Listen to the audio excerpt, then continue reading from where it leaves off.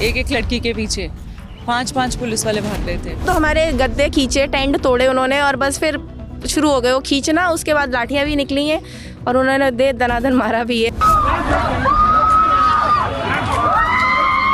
मतलब बहुत बदतमीजी हुई और साइड पे भी हमारे साथ बहुत बदतमीजी हुई। लड़कियों को उन्होंने पकड़ पकड़ के खींचा। जो वो ये इनके मेल कांस्टेबल थे वो ड्रंक थे। सबके लिए कोविड था तो हमारे लिए भी था। आप उनको रिलैक्सेशन देते, हमने क्या बुरा किया है? अपने पिता का क्रियाक्रम करता या एग्जाम की प्रिपरेशन करता। 2.5 साल से हम लोग कॉम्पेंसेटरी अटेम्प्ट और एज रिलैक्सेशन की मांग कर रहे हैं। माननीय प्रधानमंत्री जी, आपको हम युवाओं ने ही सर आंखों पर बिठाया है 2014 में भी 2019 में भी। हमसे आपकी क्या दुश्मनी है? हम काबिल होंगे तो क्वालिफाई कर लेंगे, नहीं काबिल होंगे तो नहीं क्वालिफाई कर लेंगे। आंसू का एक कतरा भी हुकूमत के लिए खतरा है। तुमने देखा नहीं है आंखों का समंदर होना।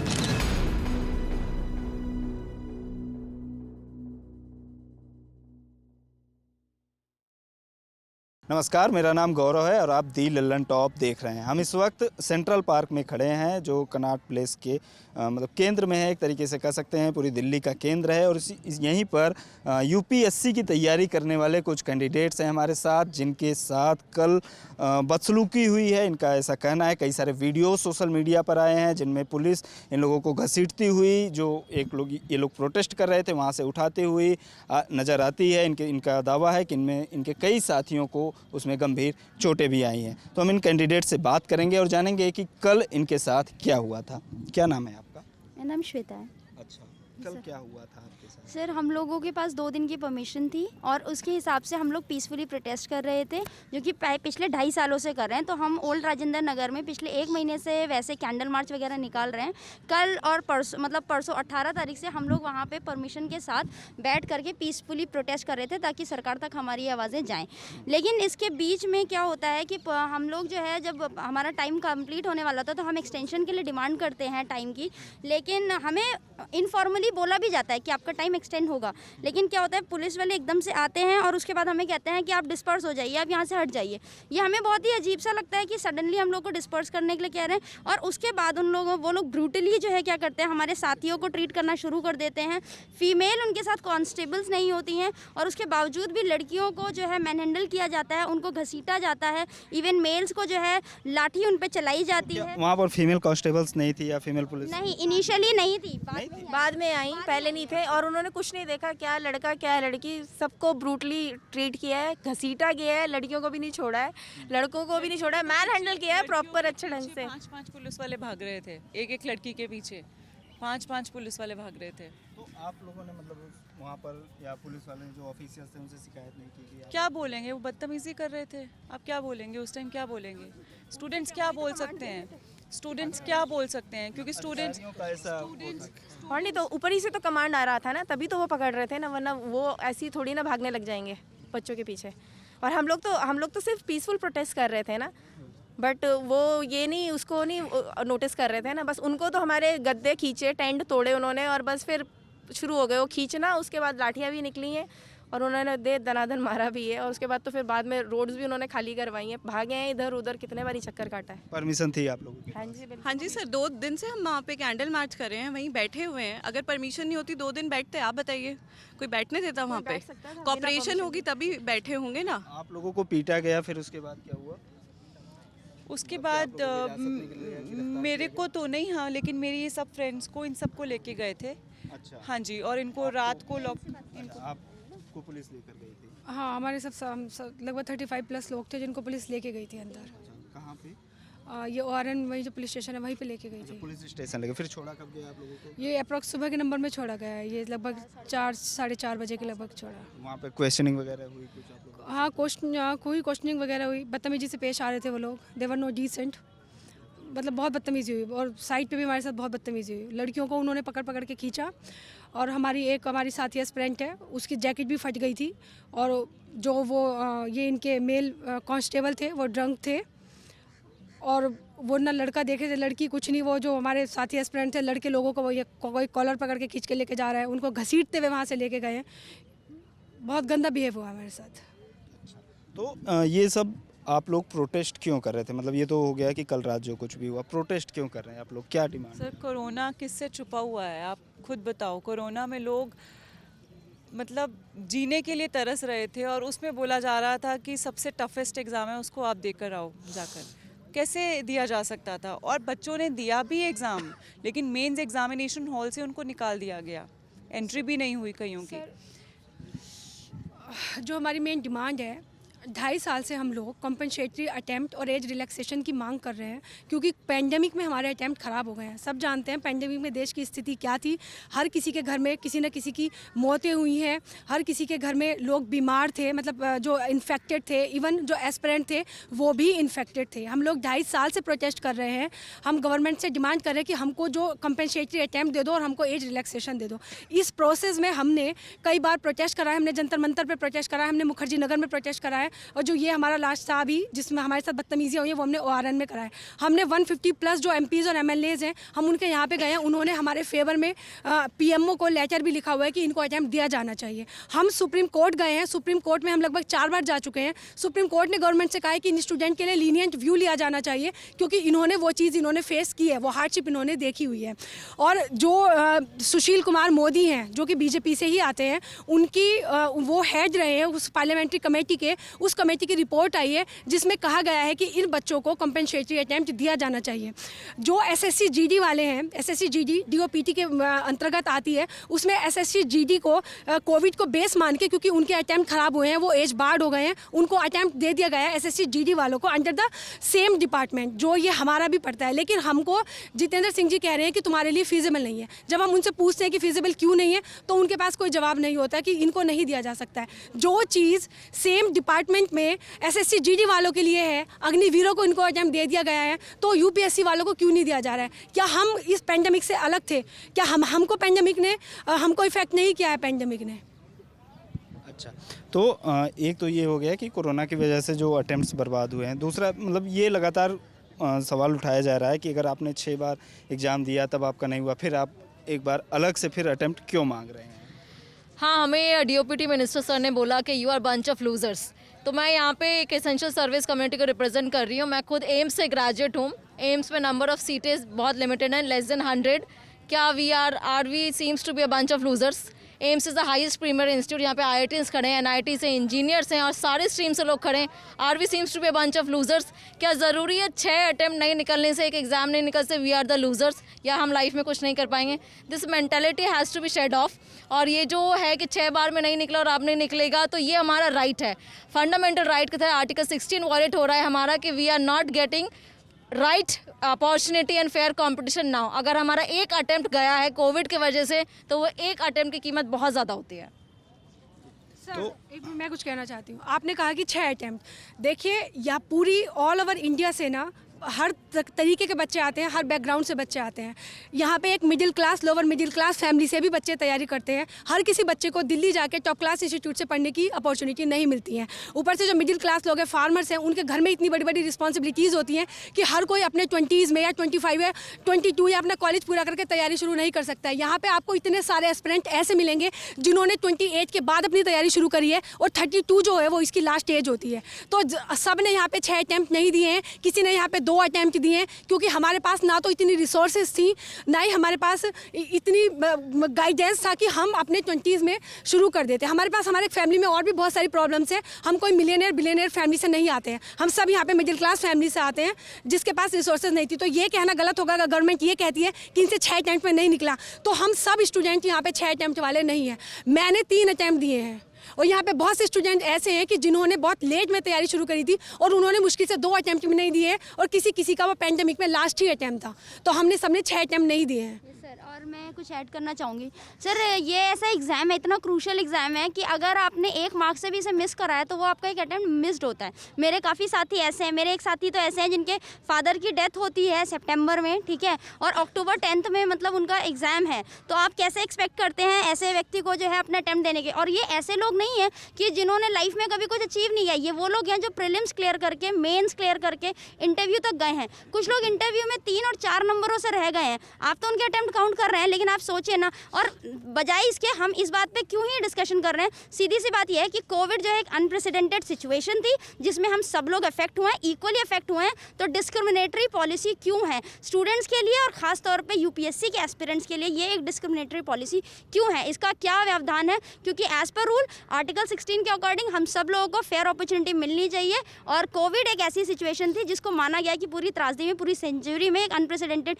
सिचुएशन थी, हम सब ने फेस करी है। सब लोगों के घरों में सभी बीमार थे, लोगों के घरों में मौतें हुई हैं, और उसके बाद अगर गवर्नमेंट एक्सपेक्ट करती है कि हमारे लिए सब कुछ नॉर्मल था क्योंकि हम किसी और प्लेनेट पे तो थे नहीं, हम यहीं पे ही थे, तो ये एक तरीके से उनकी निर्दयता है। इसका मतलब है कि वो हमारे जेन्युइन जो हमारे पेन है, एग्नी है, उसके साथ अग्री नहीं कर रही है। ये डेमोक्रेसी है सर, और हम एक्सपेक्ट करते हैं कि हमारी गवर्नमेंट हमारे साथ खड़ी होगी। और ये बात सिर्फ मुट्ठी भर लोगों की नहीं है, ये बात है करीब 50 से 60 हज़ार स्टूडेंट्स की जो सिर्फ यूपीएससी के हैं, कि सरकार ने जब सबके साथ उनको सहानुभूति है, सबके लिए पैकेजेस दिए गए हैं। हमने कोई आपसे फाइनेंशियल पैकेज नहीं मांगा है कि हमारे 2 साल ख़राब हो गए तो हमें हमारे अकाउंट में कुछ पैसे डाल दीजिए, हमने कुछ नहीं मांगा है। हम सिर्फ ये कह रहे हैं हमें एग्ज़ाम लिखने का मौका दीजिए, और जब तक हमें नहीं मिलेगा सर हम अपनी आवाज़ ऐसे ही उठाते रहेंगे। डेमोक्रेसी है सर, ये हमारा अधिकार है और हम इसे मांगते रहेंगे। जैसे एक तो इन्होंने बताया कि 6 अटेम्प्ट हो चुके हैं, अतिरिक्त अवसर के अलावा क्या एज में भी कोई छूट मांग रहे हैं आप लोग? बिल्कुल ऐसे कि जैसे कि 2020 समझो कि मेरा लास्ट अटेम्प्ट था,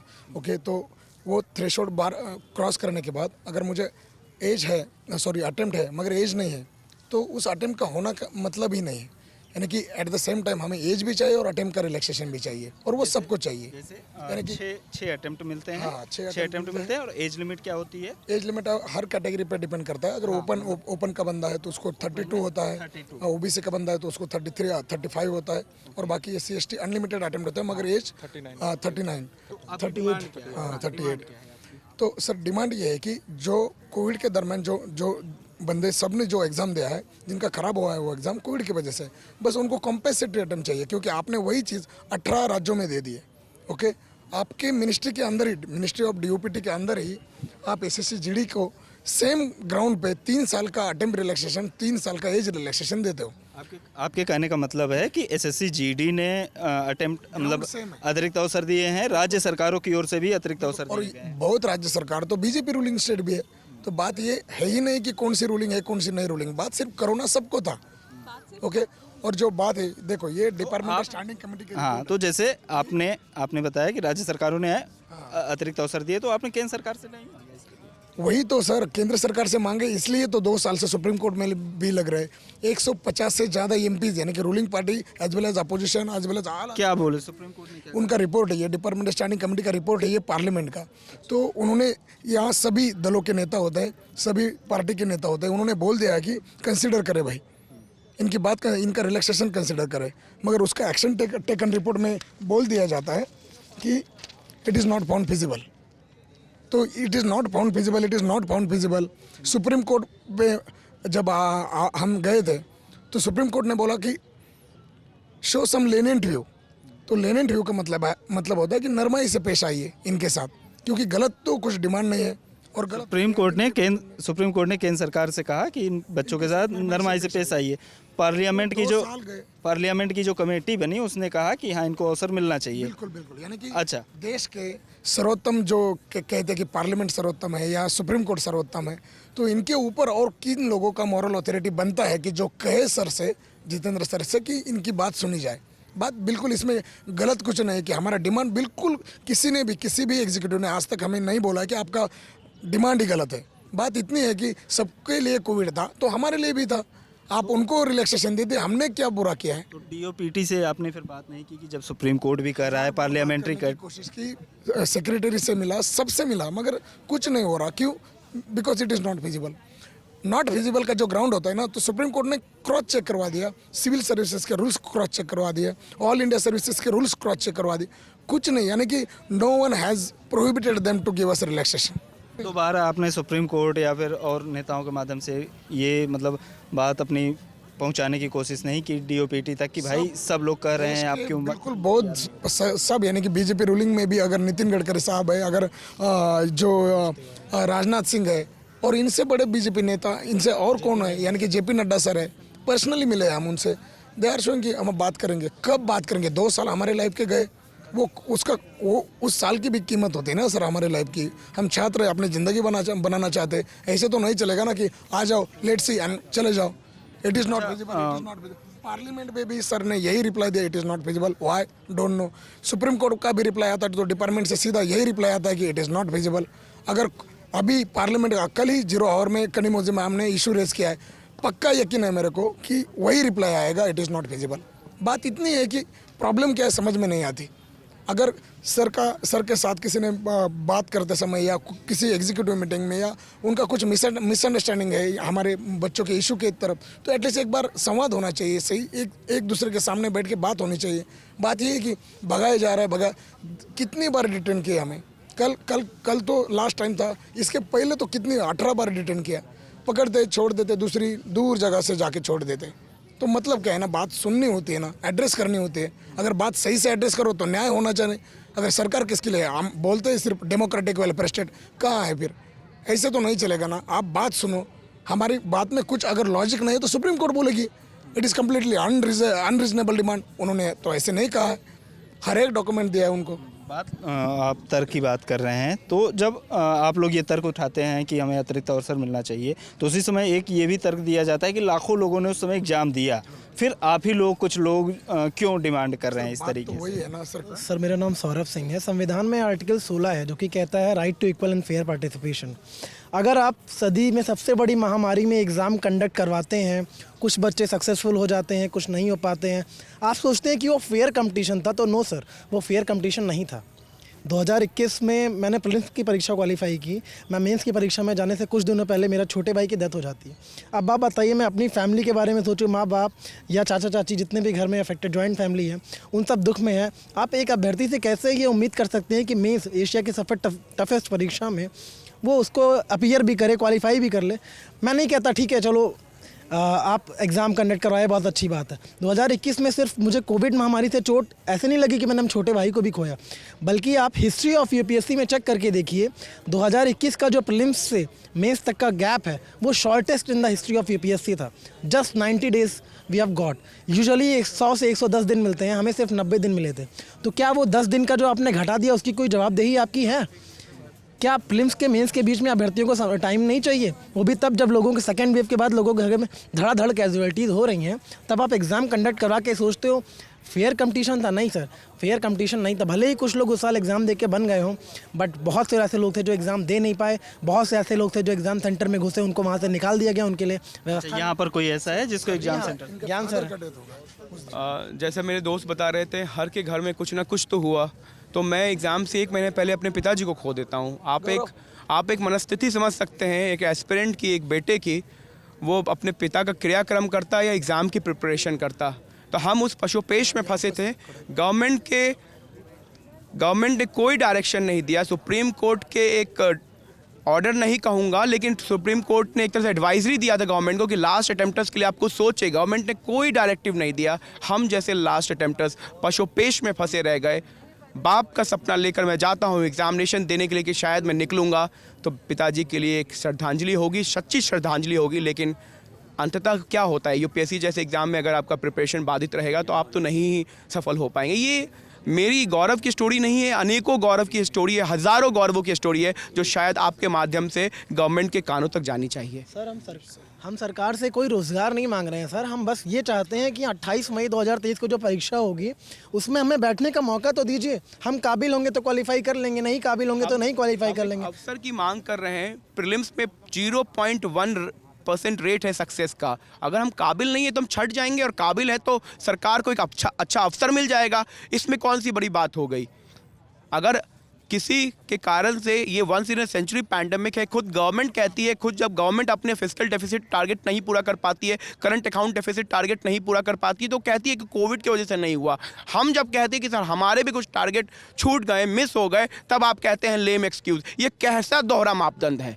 सर, मेरा नाम डॉक्टर राहुल गीते है। मैं महाराष्ट्र से बिलोंग करता हूँ।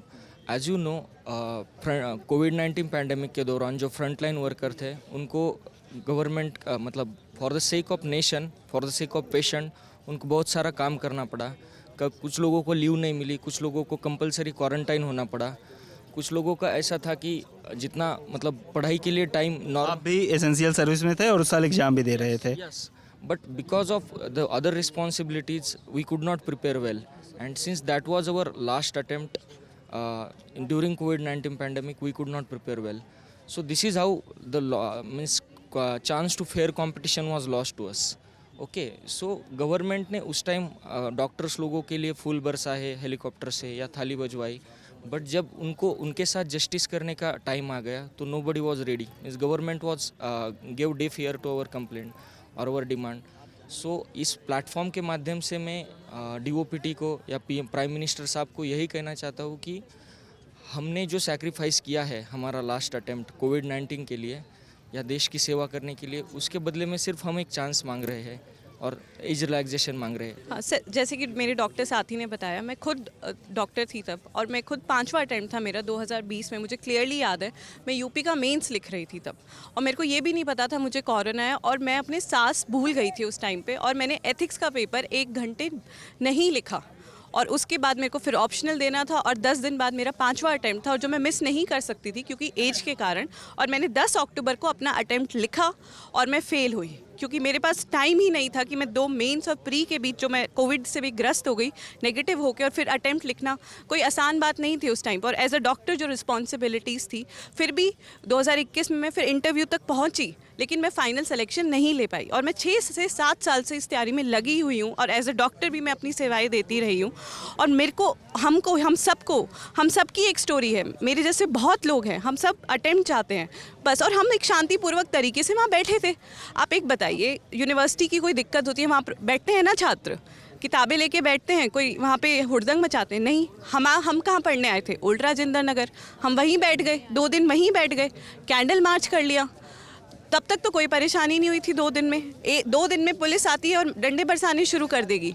और ऐसा तो नहीं, यहाँ पे और लोग गवर्नमेंट सर्विसेज औरों में भी सेलेक्टेड हैं, जो औरों में, और वो वहाँ से छोड़ के UPSC की तैयारी करना चाहते हैं। और सबका एक ड्रीम है, सब बचपन में एक सपना देखते हैं, जब हम 10वीं 12वीं में होते हैं, स्कूलों में होते हैं, कि हम कलेक्टर बनेंगे। उसके लिए पढ़ रहे हैं, हमने एथिक्स से लेके पॉलिटी सब पढ़ा है, हमें भी पता है कॉन्स्टिट्यूशनल मीन्स क्या है। हमने डॉक्टर BR अम्बेडकर को पढ़ा है, गांधी जी को पढ़ा है, सरदार वल्लभ भाई पटेल को पढ़ा है, बड़े बड़े फिलोसफर्स को पढ़ा है, नेशनल हो या वो इंटरनेशनल हो, हमें सब कॉन्स्टिट्यूशनल मीन्स पता है। और हम सिर्फ एक रियायत मांग रहे हैं, नौकरी नहीं मांग रहे हैं। ये स्टैंडिंग कमेटी रिपोर्ट में लिखा है, ऐसा नहीं है कि ऐसे ही पब्लिश हो जाती है स्टैंडिंग कमेटी रिपोर्ट्स।